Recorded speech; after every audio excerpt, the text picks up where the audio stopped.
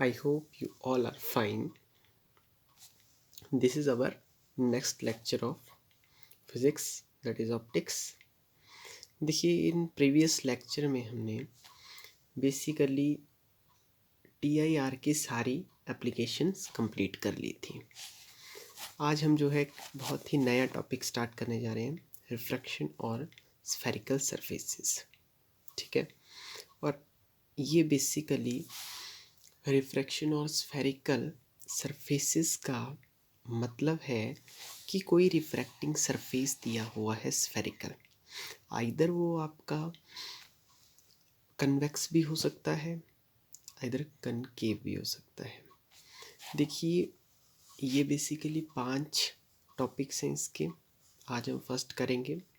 पहला टॉपिक है refraction from rarer to denser medium for convex spherical surface.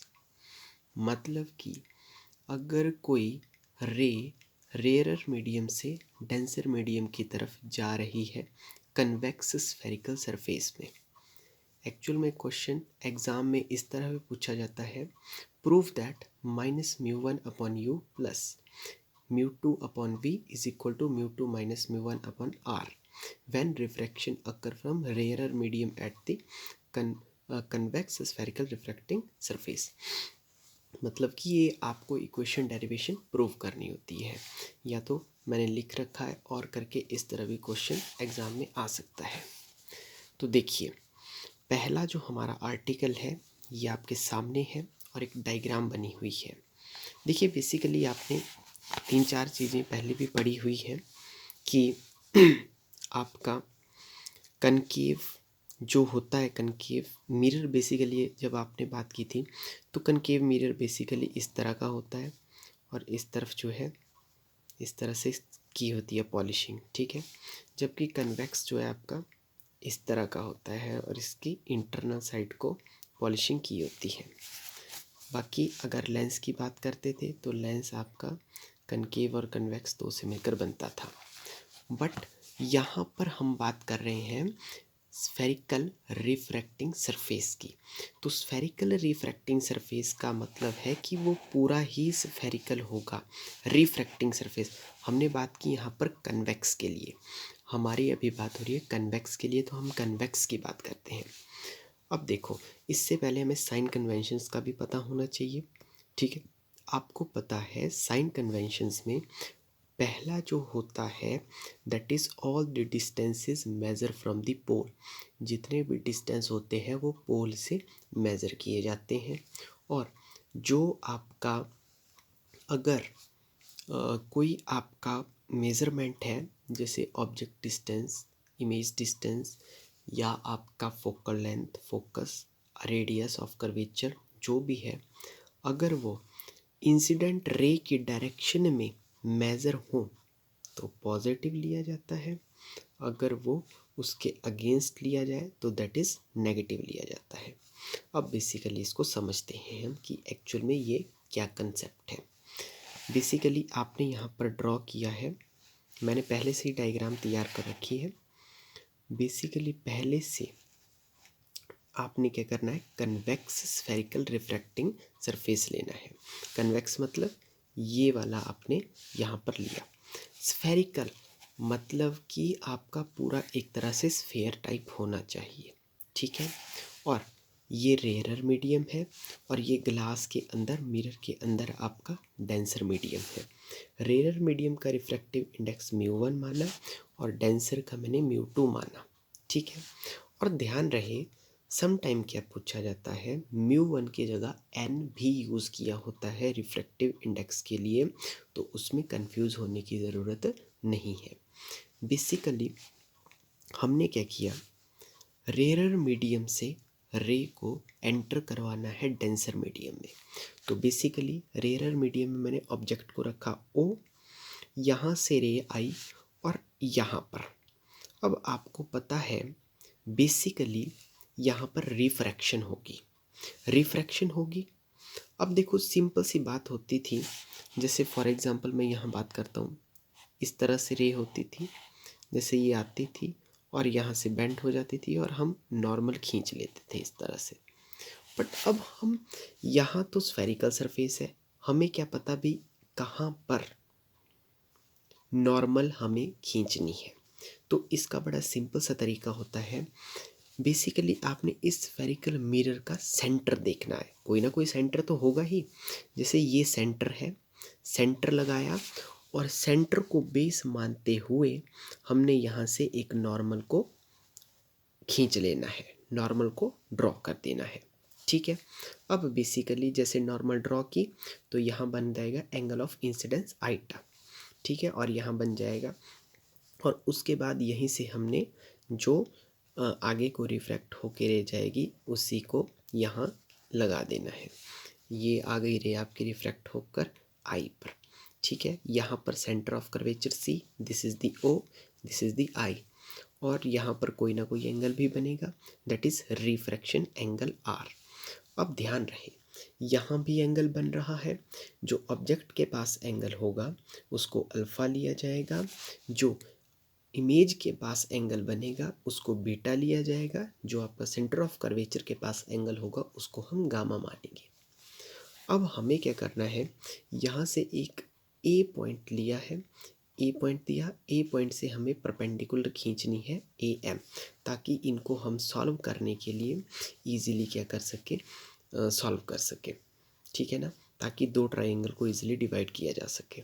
अब देखिए, ओ से पी तक this is the object distance you, और देखो पी से सी तक radius of curvature capital R, and P से लेकर आई तक आपका इमेज डिस्टेंस वी माना जाता है। अब देखो बेसिकली आपको पता है, जब रेयर मीडियम से डेंसर मीडियम में रे एंटर करती है तो वहाँ पर स्नेल्स लॉ अप्लाई होता है, और स्नेल्स लॉ आपको अप्लाई करना आता है। देखिए, जब आपने ए पॉइंट के थ्रू स्नेल लॉ अप्लाई किया, स्नेल्स लॉ, तो क्या आएगा, देखो यहाँ पर रिफ्रैक्टिव इंडेक्स म्यू वन, और साइन कौन सा बन रहा है आपका, आईटा बन रहा है, साइन आई बन रहा है, तो mu one sine i is equal to the mu two sine r, क्योंकि म्यू टू ये डेंसर है और ये रेयरर है, रेयर से डेंसर की तरफ जा रही है, तो mu one sine r is equal to, sorry mu one sine i is equal to mu two sine r. अब देखो ये एंगल बड़ी स्मॉल है, basically this angles are small, तो स्मॉल एंगल्स के लिए हम मान सकते हैं कि साइन आई आई लिया जाए, साइन आर आर लिया जाए। अब आपके मन में एक सवाल पैदा हुआ होगा कि अरे भाई हमने साइन आई को आई क्यों लिया, साइन आर को साइन आर क्यों लिया। बेसिकली एक मैथमेटिकल फार्मूला होता है, बिकॉज अगर जैसे आप अगर किसी की लिमिट, जैसे थीटा की लिमिट ज़ीरो पर दें, तो जैसे मान लीजिए साइन थीटा अपॉन थीटा हो, अगर ज़ीरो भरती तो ये वन के इक्वल होती है, तो इसका मतलब है साइन थीटा, थीटा इस तरफ चला गया इज इक्वल टू थीटा, तो इसका मतलब है अगर यहाँ पर साइन आई होगा तो इसको आप आई ले सकते हैं। ये बेसिकली मैथ का एक फार्मूला होता है। तो हमने क्या किया, साइन आई को आई ले लिया, साइन आर को आर ले लिया, तो बेसिकली यहाँ क्या हुआ, अब देखिए इस इक्वेशन में पुट, मतलब इस ऊपर की इक्वेशन में, जैसे मान लीजिए मैंने इक्वेशन इसको स्टार दे दिया, इक्वेशन स्टार में इसको पुट करना है, तो आपके पास आ जाएगा mu one i, because sine i की जगह आई लिख सकते हैं, साइन आर की जगह आर लिख सकते हैं।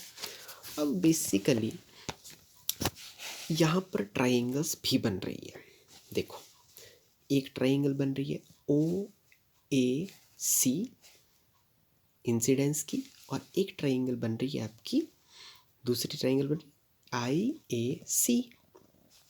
अब देखो सबसे पहले हमें ट्राइंगल लेनी है ओ ए सी। अब देखो यहाँ पर तीन एंगल हैं, अल्फा गामा आईटा। अब बेसिकली यहाँ पर एक्सटीरियर एंगल का फंडा चलता है, ठीक है। देखो बेसिकली जब हम ट्राइंगल लेते हैं, मैं आपको यहाँ बताता हूँ, जैसे ये कोई ट्राइंगल है, जैसे मान लीजिए अगर बाहर ट्राइंगल से एक्सटेंड कोई एंगल यहाँ भी बन रहा है, एक एंगल यहाँ पर है, एक एंगल यहाँ पर, जैसे first angle, second angle and third angle. तो बेसिकली ये एक्सटीरियर एंगल है और ये दो इंटीरियर एंगल्स हैं। तो एक्सटीरियर एंगल का जो रूल है वो हमें समझाता है कि ये जो एक्सटीरियर एंगल थर्ड एंगल है ये क्या होगा, इन दोनों का सम होगा, मतलब angle 1 plus angle 2 is equal to angle 3। Is it clear? Okay, अब इसी को हम अप्लाई करें ट्राइंगल ओ ए सी पर।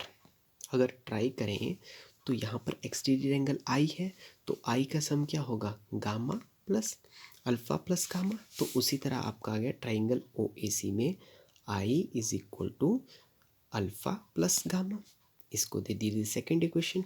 उसी तरह सिमिलरली ट्राइंगल ले लीजिए आई ए सी।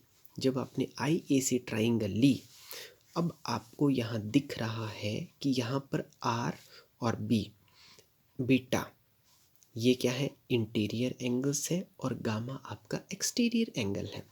तो गामा का सम आ सकता है that is r plus beta is equal to gamma, क्योंकि गामा आपका एक्सटीरियर एंगल है।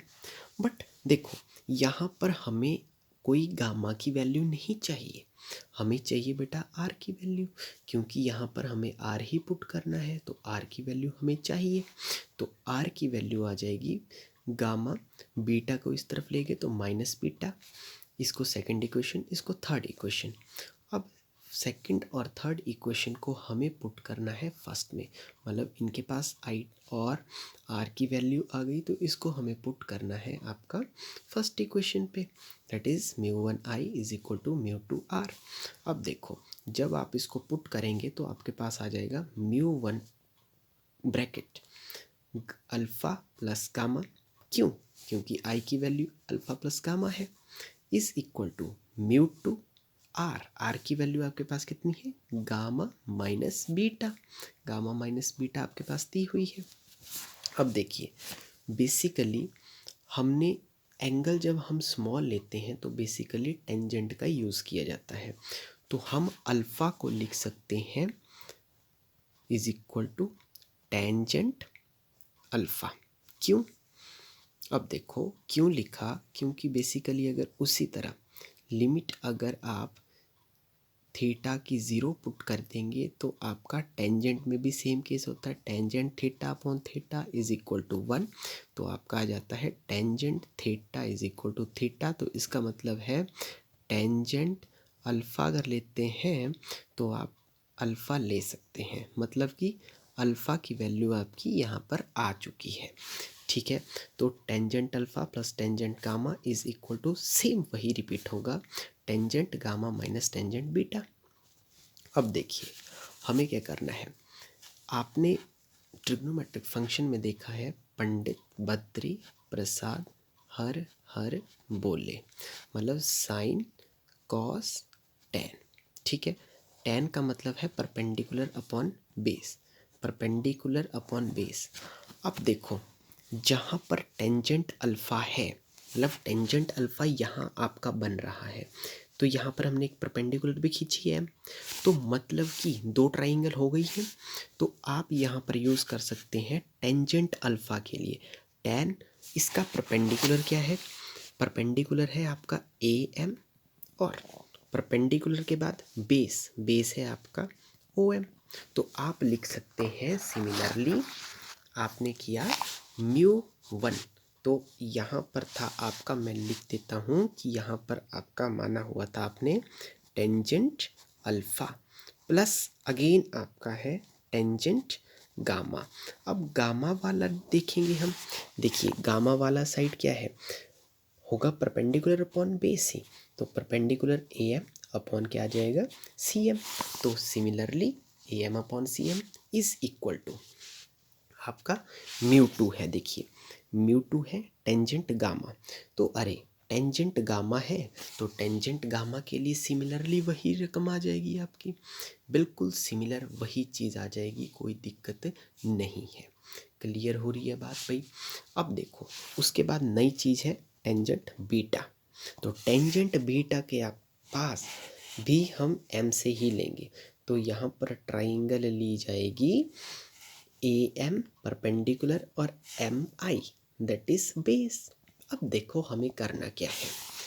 आपको यहाँ देख रहे होंगे कि यहाँ भी AM है, यहाँ भी AM है, यहाँ भी AM है, यहाँ भी AM है। तो इस साइड में AM को ले लीजिए बाहर कॉमन, तो μ1 AM 1 बचा 1/OM प्लस 1/CM।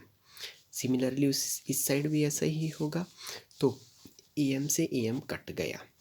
अब आप यहाँ देख रहे होंगे कि M किसके नियर है, P के नियर है, तो मतलब M की जगह हम P तक ले सकते हैं।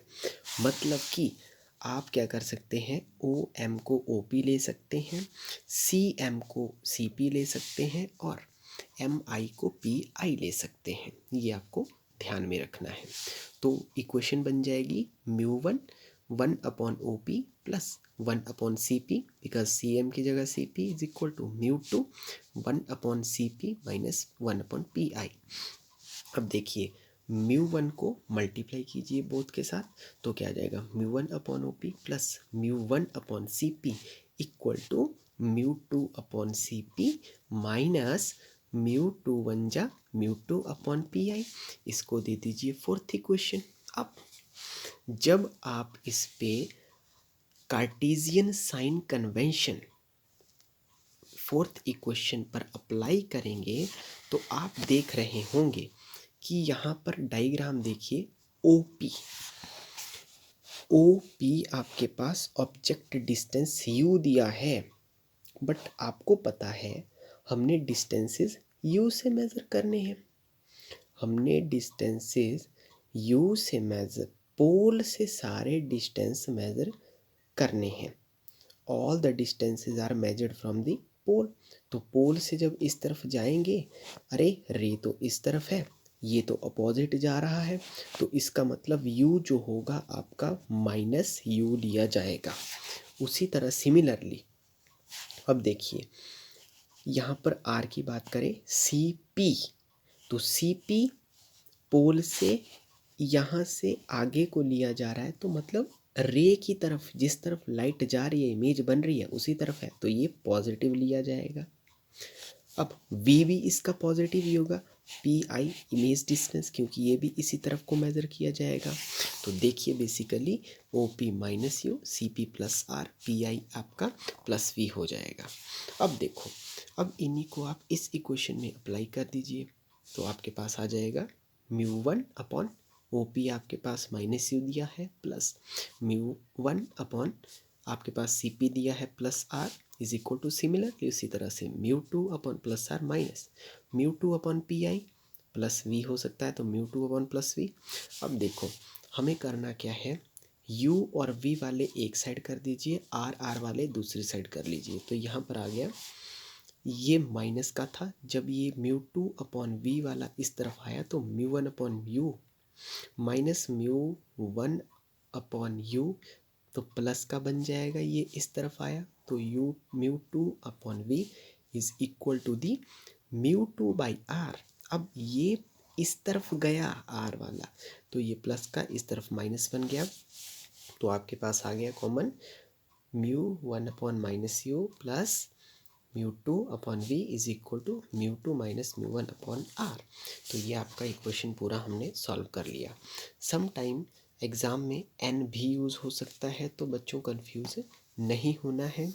तो ये हमारा टॉपिक था आपका आज का फर्स्ट टॉपिक इसका, दैट इज़ जब क्या कर होता है, रेयरर मीडियम से डेंसर की तरफ जो है लाइट रिफ्रैक्टिंग सरफेस के थ्रू क्या करती है, एंटर करती है for a convex spherical refracting surface. So I hope आप सभी को समझ आया होगा। अगर आपको कोई दिक्कत हो तो आप कृपया मुझे बोल सकते हैं। Thank you and have a nice day.